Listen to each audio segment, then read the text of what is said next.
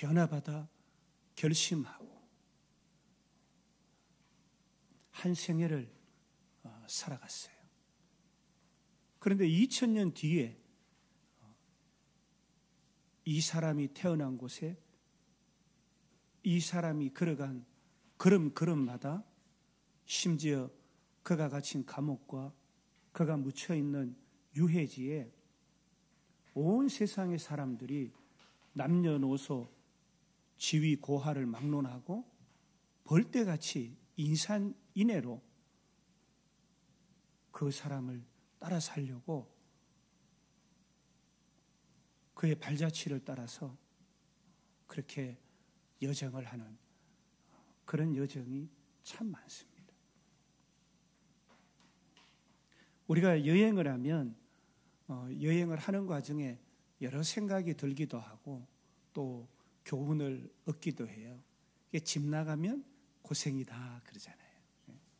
그러니까 고단해요. 육체도 고단하고 사람들 간에도 고단할 수 있고 또 만나는 환경과 상황 간에도 고단할 수 있어요. 그러나 고생을 통해서 또 여행이 주는 즐거움 이런 게 있어요. 마치 우리 인생의 여정이 고난과 고단함이 있는 지난한 삶일지라도 또 그 가운데 유익이 있고 즐거움이 있는 것과 같은 그런 것인 것 같아요.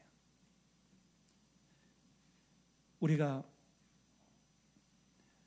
육체를 단련하는 것, 그걸 극기복례 위인이다.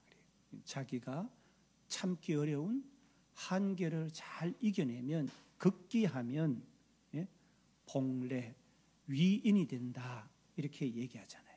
그러나 영적 유익이 있어야 마음과 영혼의 감사와 기쁨, 즐거움이 있어야 여행은 참으로 좋았다 이렇게 얘기를 합니다.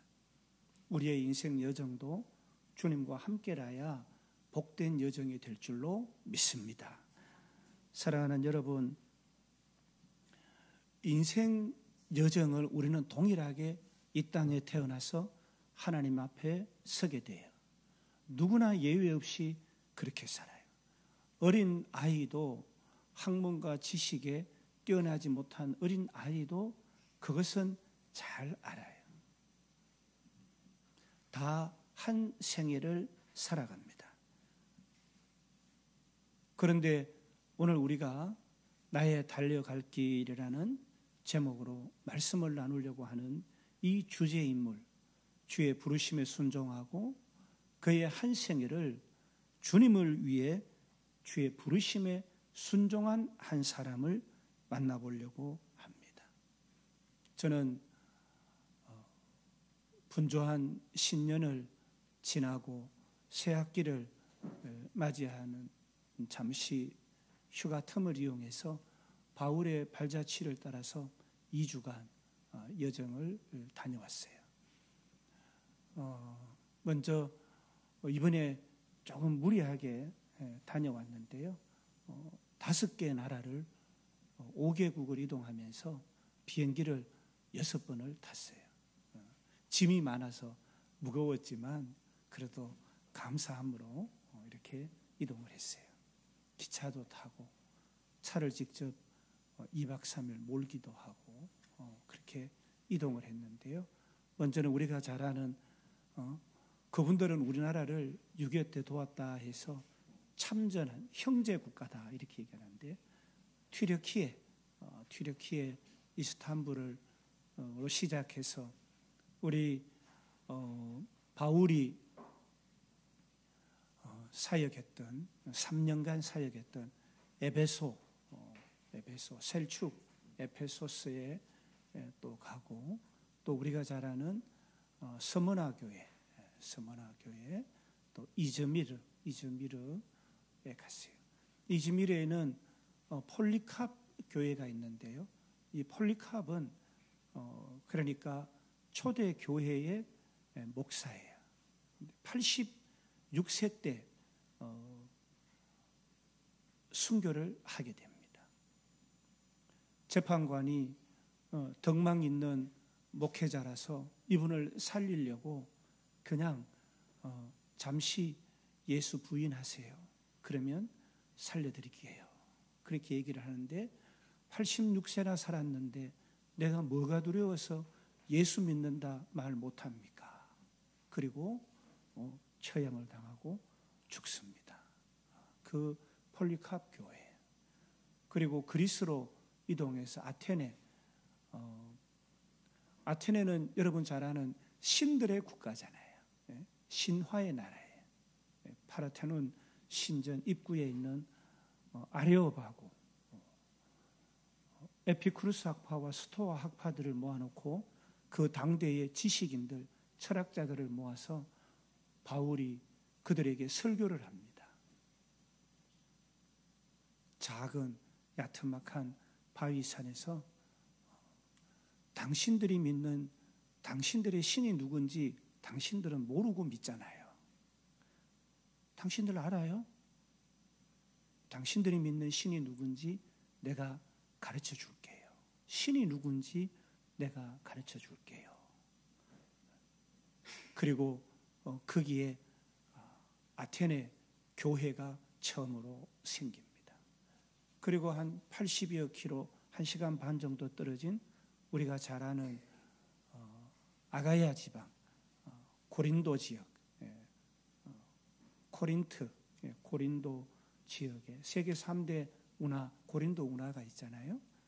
고린도 지역에 또 그 바닷가인 갱그레아 지역에 거기에서 아굴라와 브리스길라와 함께 천막 장사하면서 자비량으로 선교 헌금을 마련하면서 거기에 교회를 세웁니다. 무역항이니까요. 상업지니까 거기서 이렇게 합니다. 에베소는 당시 로마의 지배 가운데 있었잖아요. 그러니까 4대 로마의 수도 중 하나였어요. 그래서 에베소에서 사역을 했고 이 고린도는 지중해로 나가는 주요한 무역항이었기 때문에 거기에서 사역을 합니다. 그리고 그 갱그레아 항구는 우리가 잘 아는 것처럼 바울이 수리아 지방으로 떠납니다. 신라와 함께 떠날 때 머리를 거기서 삭발을 합니다. 결심을 새롭게 하고 출발을 하는 거예요.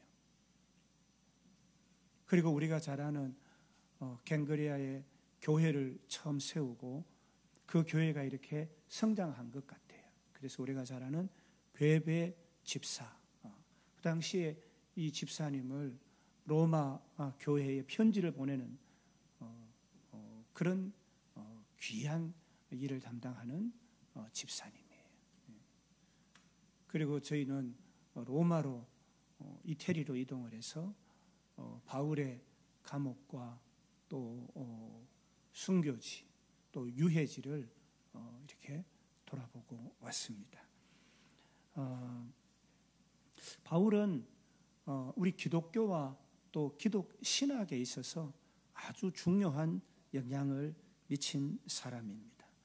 바울은 당시에 학문과 철학이 발달한 도시인 길리기아 다소에서 태어났어요. 사도행전 22장 3절 말씀에 나는 유대인으로 길리기아 다소에서 났고 이 성에서 자라 가말리엘의 문화에서 우리 조상의 율법의 엄한 교훈을 받았고 하나님께 대하여 열심하는 자라 그랬어요.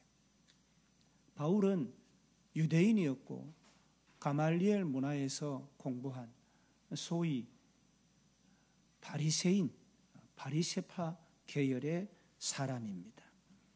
그러니까 율법에 정통하고 생활을 철저하게 감당한 그런 사람이에요. 그리고 사도행전 22장 25절로 28절 말씀을 보니까 바울이 가죽줄로 매일 때에 곁에 서 있는 백부장에게 이르되 너희가 로마 시민된 자를 죄도 정하지 아니하고 채찍질할 수 있느냐 하니 천부장이 와서 바울에게 말하되 네가 로마 시민이냐 내게 말하라 하니 이르되 그러하다 하니 천부장이 대답하되 나는 많은 돈을 들여 이 시민권을 얻었노라. 바울이 이르되 나는 나면서 붙으니라. 이렇게 얘기를 합니다. 그러니까 바울은 로마 시민이었어요. 지금 같으면 미국 시민권자다 이 말이에요. 바울은 천막, 그러니까 텐트, 천막을 깁는 일을 하는 그런 직업을 가졌어요. 그러니까 텐트 메이커였어요. 천막 제조업자다. 사도행전 18장 3절에 생업이 같으므로 함께 살며 일을 하니 그 생업은 천막을 만드는 것이더라. 선교 여행 중에도 이 천막 깁는 일을 계속하면서 자비량 선교를 했어요. 바울은 원래 사울이었어요. 히브리식 이름을 사용했던 열렬한 바리새파였어요. 그래서 유대교가 참 종교지, 기독교가 예수 그리스도가 누구냐, 예수 그리스도를 믿는 자를 어떤 핍박했던 자였어요. 사도행전 7장 58절로 8장 3절에 보면 그를 성 밖으로 내치고 돌로 칠세 증인들이 옷을 벗어 사울이라 하는 청년의 발 앞에 두니라. 사울이 교회를 잔멸할세 각 집에 들어가 남녀를 끌어다가 옥에 넘기니라. 스데반 순교도 적극 지지했던 사람이에요. 기독교를 탄압하고 교회에 가서 예수 믿는 사람을 잡아다가 감옥에 갖추는 일을 앞장서던 그런 사람이었어요. 바울은 다메섹으로 가던 길에 왜 다메섹으로 갔어요? 기독교인을 잡으려고, 탄압하려고 그렇게 갔는데 그 과정에 예수님을 만나게 되잖아요. 그리고 회심하게 됩니다. 사울이 주의 제자들에 대하여 여전히 위협과 살기가 등등하여 대제사장에 가서 다메섹 여러 회당에 가져갈 공문을 청하니 이 도를 따르는 사람을 만나면 남녀를 막론하고 결박하여 예루살렘으로 잡아오려 함이라. 여러분, 우리가 예배 이렇게 드리는데요, 예배 드리는 사람들을 여기 들어와 가지고 줄로 잡아다가 감옥에 보내는 일을 맡아 하던 사람이었다라는 얘기예요. 바울의 인생을 바꾼 계기는 어떤 일이었어요? 예수님과의 만남이었어요. 바울이 예수님을 만난 게 아니에요. 사랑하는 여러분, 여러분의 마음과 생각에 내가 교회를 왔지 그렇게 생각할 수도 있어요. 그렇지 않아요. 하나님이 여러분을 부르신 줄로 믿습니다. 하나님께서 여러분을 택하신 거예요. 사도행전 9장 3절로 6절에 사울이 길을 가다가 다메섹에 가까이 이르더니 호련히 하늘로부터 빛이 그를 둘러 비추는지라 땅에 엎드려져 들음에 소리가 있어 이르시되 사울아 사울아 네가 어찌하여 나를 박해하느냐 하시거늘 대답하여 주여 누구시니까 이르시되 나는 네가 박해하는 예수라. 바울은 예수님의 음성을 듣고 완전히 변화되어서 기독교, 예수 그리스도, 복음을 전하는 사도가 됩니다. 바울은 고향을 떠나서 3번의 선교 여행을 하면서 지중해 여러 지역, 소아시아, 마케도니아, 로마, 그리스, 아시아 소지역, 소아시아 지역까지 복음을 전해요. 그리고 우리가 잘 아는 로마서, 고린도 전후서, 갈라디아서, 에베소서 등 서신서 13편을 저술합니다.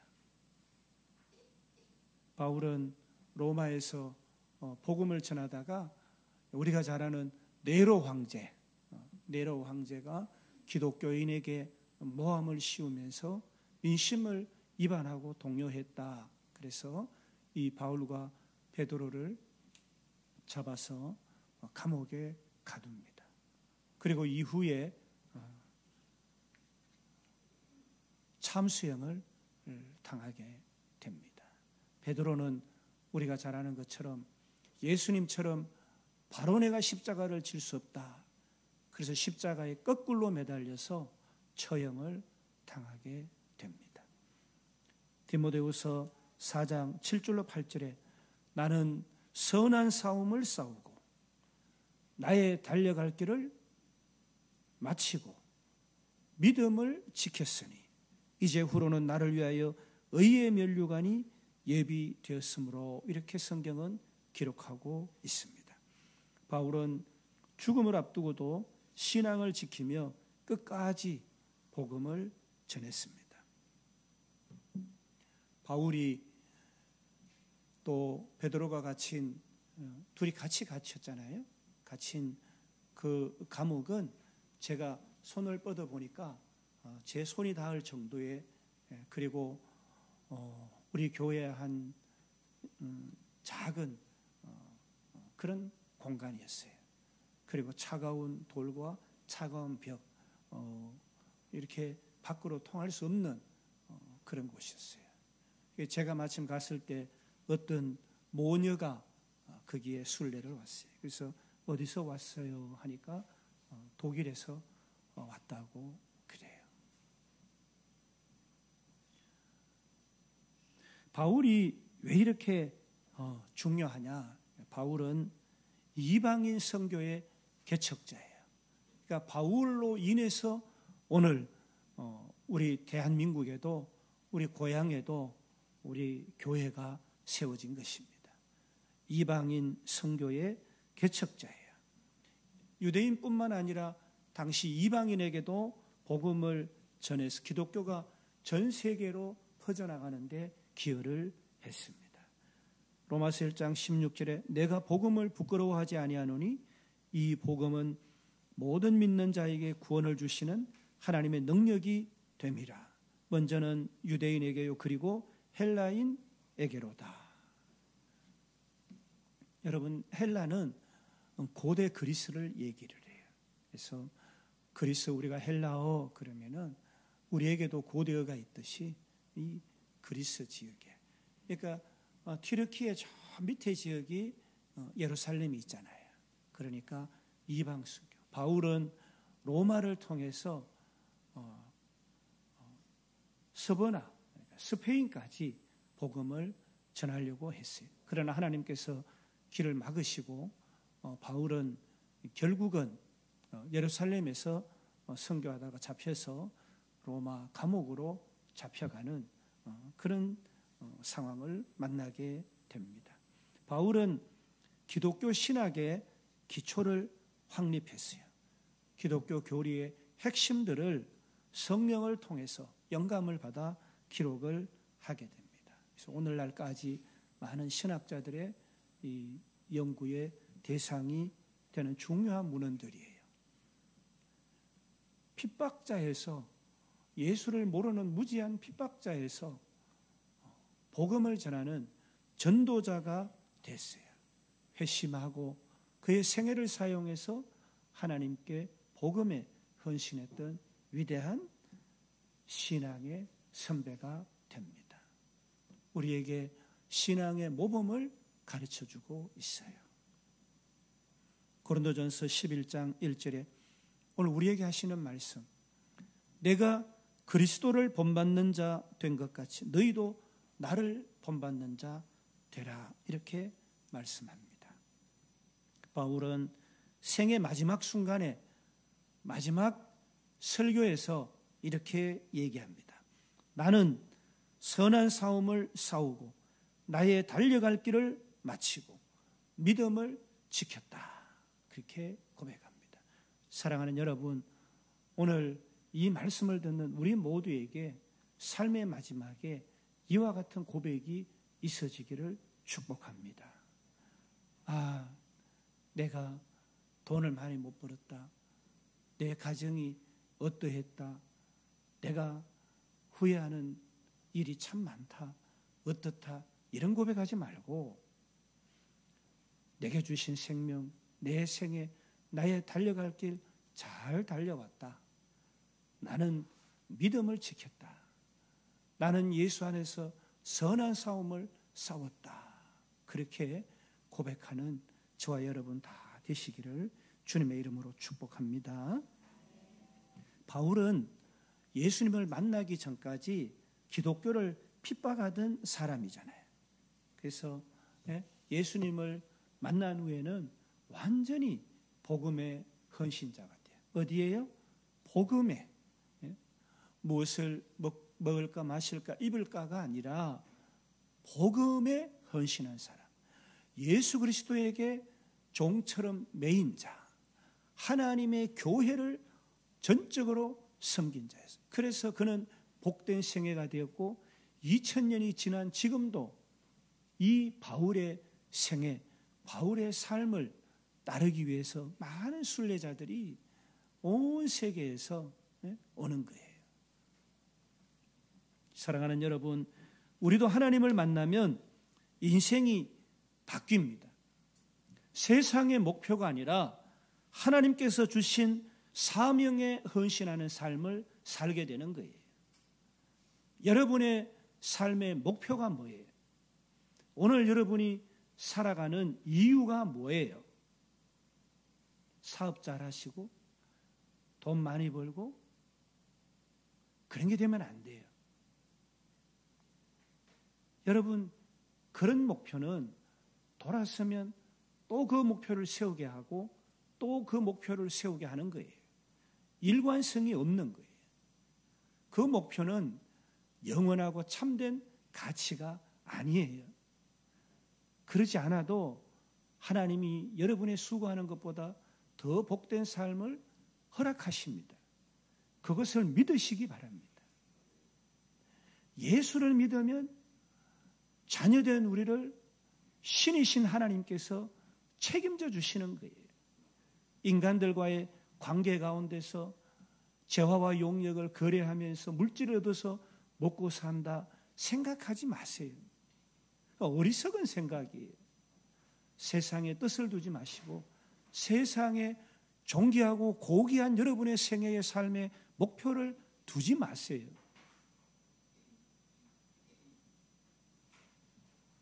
나는 선한 싸움을 싸우고 나의 달려갈 길을 마치고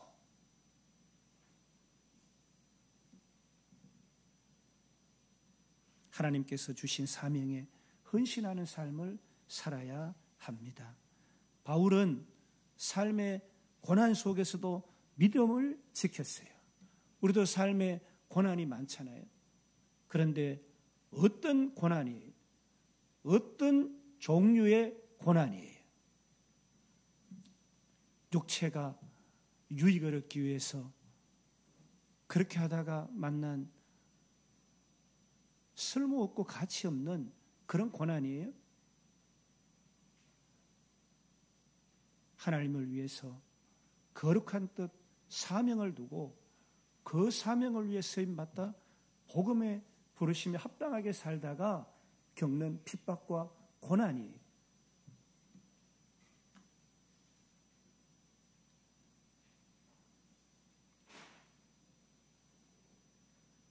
바울도 어쩌면 예수님이 부르셔서 하나님의 종된 삶을 허락치 않으셨다면 예수 믿는 사람을 잡아다가 감옥에 넣는 일에 열심 품은 열심당원의 삶, 그런 삶을 살았더라면 오늘 우리는 바울을 만나지도 바울의 발자취를 따라 걷지도 않을 거예요.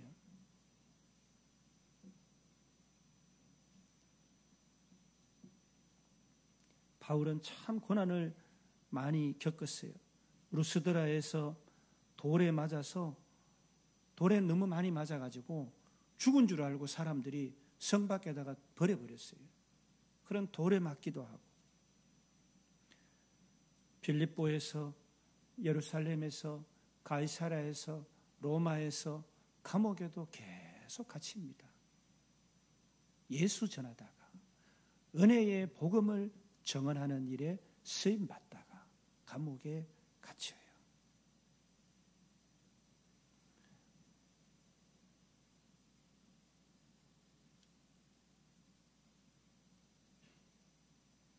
바울과 실라가 매를 맞고 감옥에 갇힌 거 우리가 잘 알잖아요.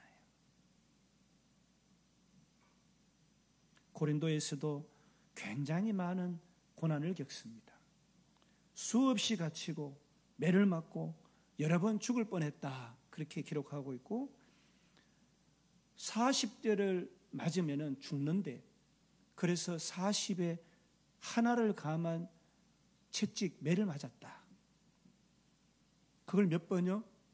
5번 맞았다. 이렇게 성경은 기록하고 있어요. 그리고 긴 막대기로 막는 태장을 3번 맞았다.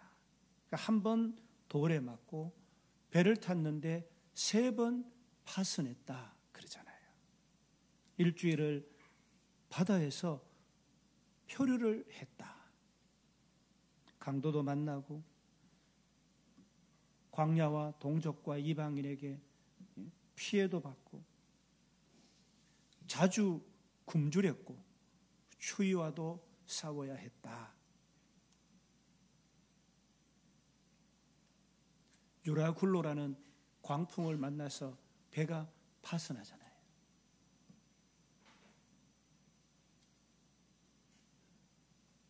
바울은 복음을 전하는 삶 속에서 극심한 고난을 당했지만 끝까지 믿음을 지키고 포기하지 않았습니다. 나는 이 복음을 위하여 이 모든 고난을 부끄러워하지 아니하노니, 이렇게 말합니다.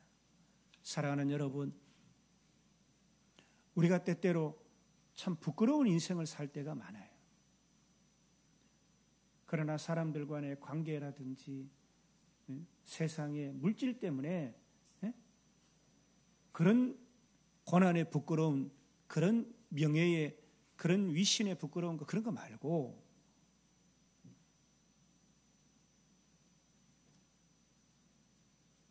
복음을 위하여 받은 고난, 그래서 세상 사람들로부터 아유 참 이런 소리 듣더라도 이 부끄러움을 부끄러워하지 않는 그런 주님 앞에서 고귀한 생애를 살아가는 우리가 돼야 되잖아요. 이 땅에서 사는 삶이 어떠하든지, 내가 오늘 어떤 모습으로 있든지, 우리는 복음의 부르심을 받은 자들이고 복음의 부르심에 합당한 삶을 살아가야 되는 자들이에요. 하나님께 뜻을 두고 하나님의 그 창조 목적에 합당한 삶을 살아드리면서 하나님의 기쁨이 되어드려야 되는 거예요. 우리도 신앙생활을 하면서 어려움 겪을 수도 있습니다. 그러나 바울처럼 끝까지 주를 믿는 견고한 믿음으로 서야 돼요. 주님이 아십니다. 바울의 삶은 끝까지 사명을 감당한 삶이었어요. 내가 감옥에 갇힌 것도 내가 예수를 전하다가 감옥에 갇혔다, 이게 어떤 사람에게 전해지면 내가 감옥에 갇힌 게 유익하지 않냐. 내가 감옥에 갇힌 것도 은혜다. 그렇게 고백하는 거예요. 그래서 감옥에서 계속 예수에 대한 글을 쓰잖아요. 사랑하는 교회에게 편지를 써요. 성도들아, 예수 믿는 열심을 품어라. 이렇게 사는 삶이 합당한 삶이다. 감옥에서, 그 열악한 감옥에서 글을 써요.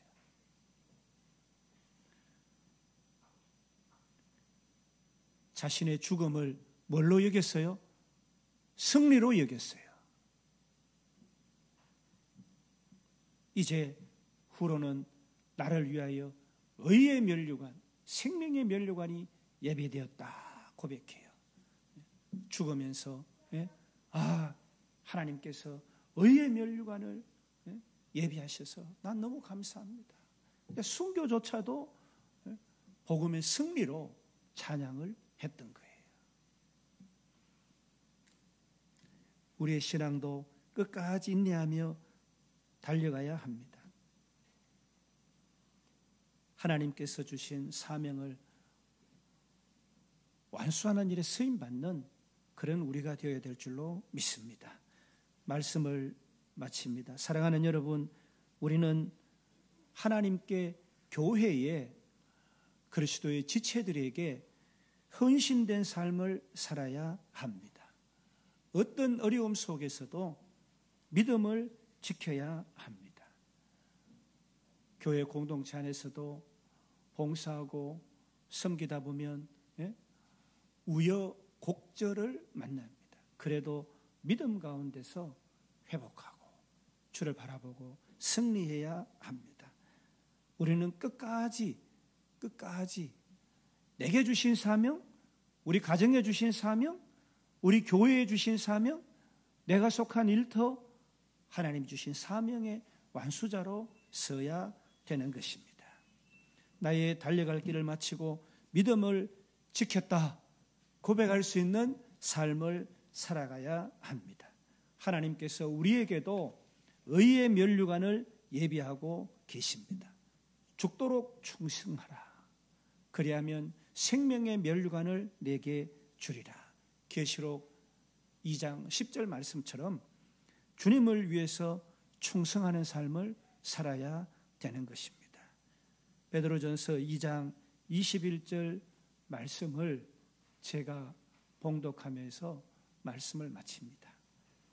이를 위하여 너희가 부르심을 받았으니 그리스도도 너희를 위하여 고난을 받으사 너희에게 본을 끼쳐 그 자취를 따라오게 하려 하셨느니라. 아멘. 주님의 발자취, 위대한 믿음의 선지의 발자취를 따라서 우리도 오늘 우리 인생을 걸음 아름답게 복음 앞에 그렇게 걸어가시는 저와 여러분 다 되시기를 주님의 이름으로 축복합니다.